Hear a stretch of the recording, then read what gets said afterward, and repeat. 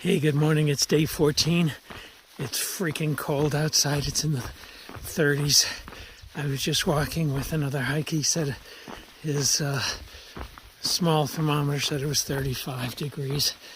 I'm walking up the road, which is part of the trail, and I'm going to take the Gila High Route, but I'm going to initially go past it because the Gila, I'm now loss of words, but there's a ancient Native American Gila Cliff Dwellings, that's the words, further ahead on the left, and I don't think they'll be open, but I'm just trying to get a glimpse of them and kind of see them in person, and then I'll backtrack. So it might cost me a mile or more, but I feel like it's a very important national monument and something that I should see when I'm on this trail, so I'm going to do it.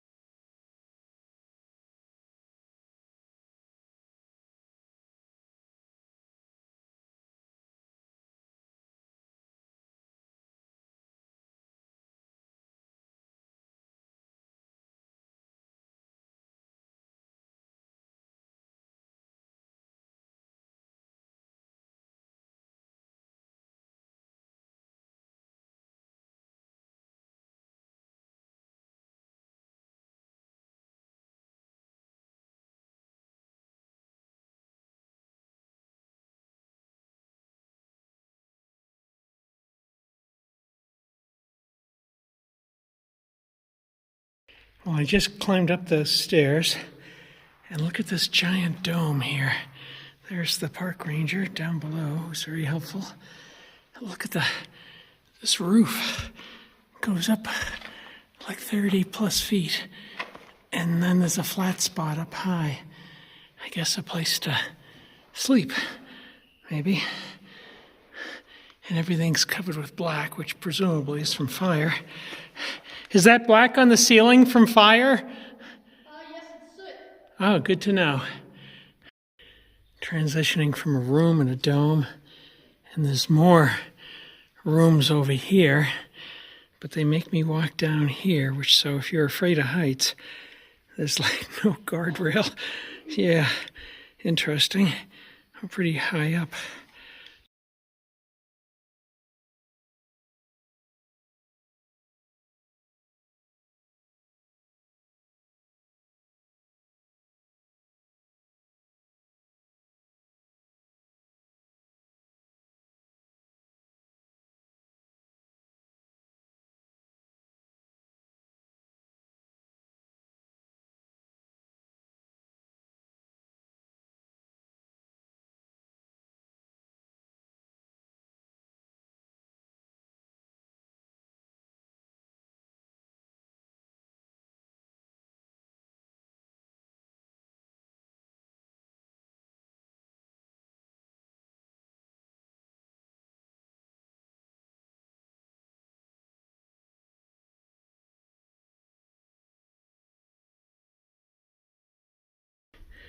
I would say if you're not mobile and active, this might be a bit. I had to climb down a tall ladder over there and put my water bottle in my pocket and hold on for dear life.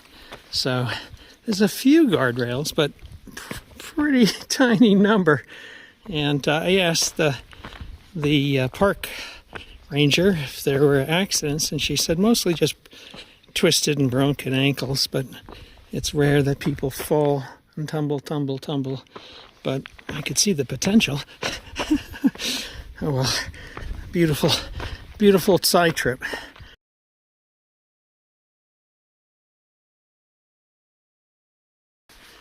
Well, that was my Gila Cliff Dwellers tour, and it was amazing. And the area is essentially about 2,000 years old, And the original natives stayed there for about 1,100 years and then moved on to parts unknown. Some of the wood that I took pictures of that was sticking through a wall dated from AD 700. Pretty amazing. It's a dry climate and it's enclosed. And I asked the park ranger, who was very helpful, how was this discovered? And she said, well, the Apache moved in I think she said 1,000 years ago and knew about the cliff dwellings. That was their belief, but did not occupy them because they were nomadic. And then sadly, in the late 1800s, white dudes like me discovered it and looted the place of most of the artifacts. And then the National Forest Service moved in and took over in the early 1900s and secured it as it is today. So that's the history. Pretty amazing. It was a bit of a detour, but I don't regret it. I am now on the Gila River High Route. It's about 20 past 10. Yeah, I lost 2 hours, but it was worth it. I was going the wrong way on the road, and then I looked at far out and I realized it'd be faster to go this way. So I did a quick U-turn, and now I'm heading up the trail here, where interestingly there's other hikers. I think just weekend backpackers heading up the trail. Hey there. I've thrown up the umbrella after a short break. It was, the sun is so strong, I haven't encountered any shade, and I was sweating bullets, which is not good for my water supply. So hopefully this will help. And it's not super hot or anything, but the sun is just so strong, and I've been climbing. This particular route is called the High Route, and from what I can see, I go up to near like 7,000 feet. So climbing, and sweating.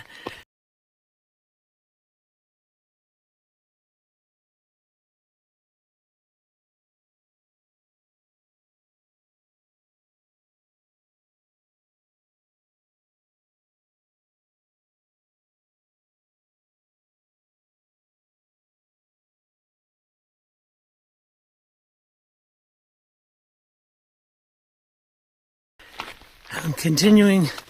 I came to a junction. I'm continuing on the Little Bear Canyon Trail, which Far Out said was highly recommended, and people talked about there being water. Well, I have a lot of water. On the High Route, there isn't much water, so I had to have a lot of water just for that. It was in the sun, so maybe this will be less likely in the sun, because I'm just kind of sweating bullets here between the weight of my food and the weight of the water.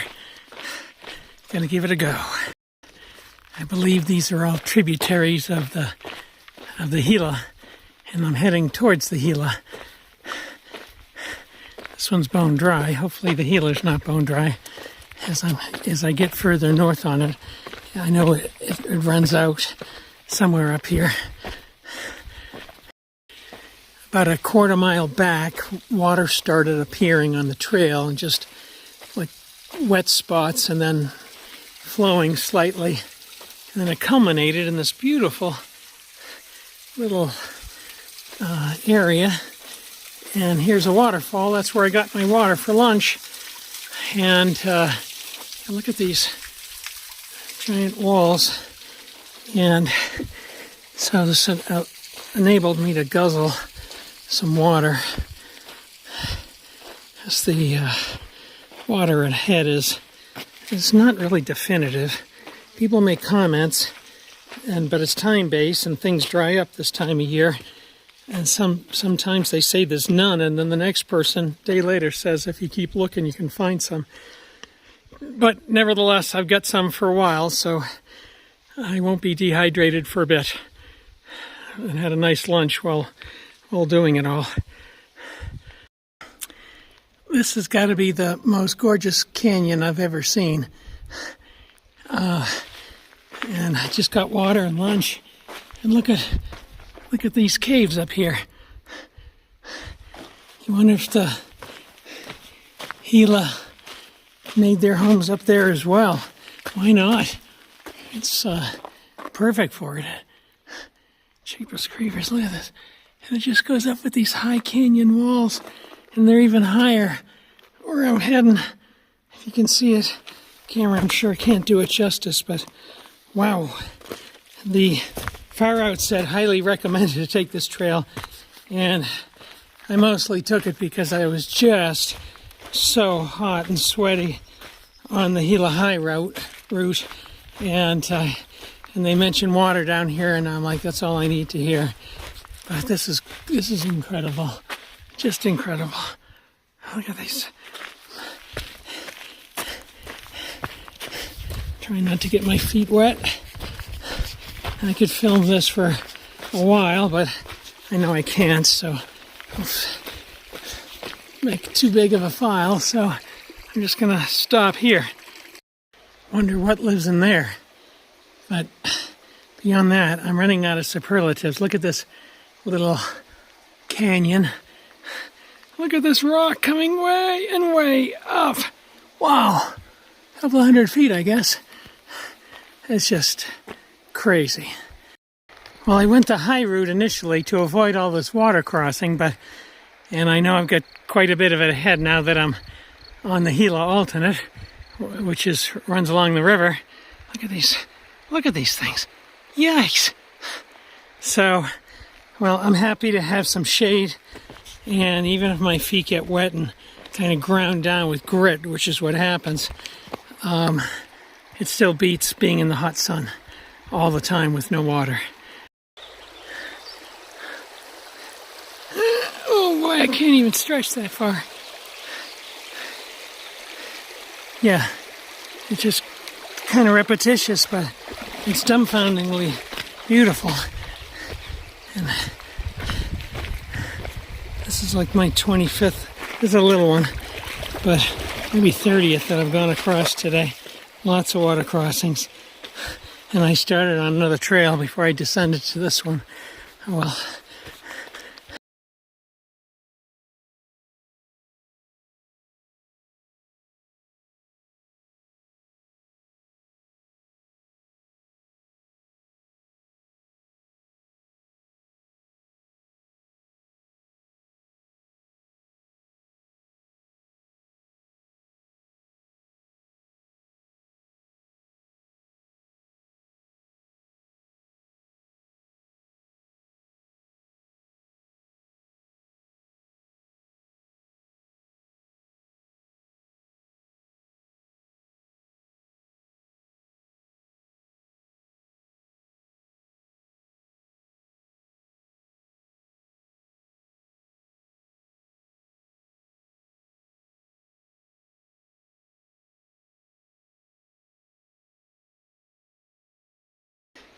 Hey, it's about 6:30. It's a wrap-up of day 14, and I'm along the river.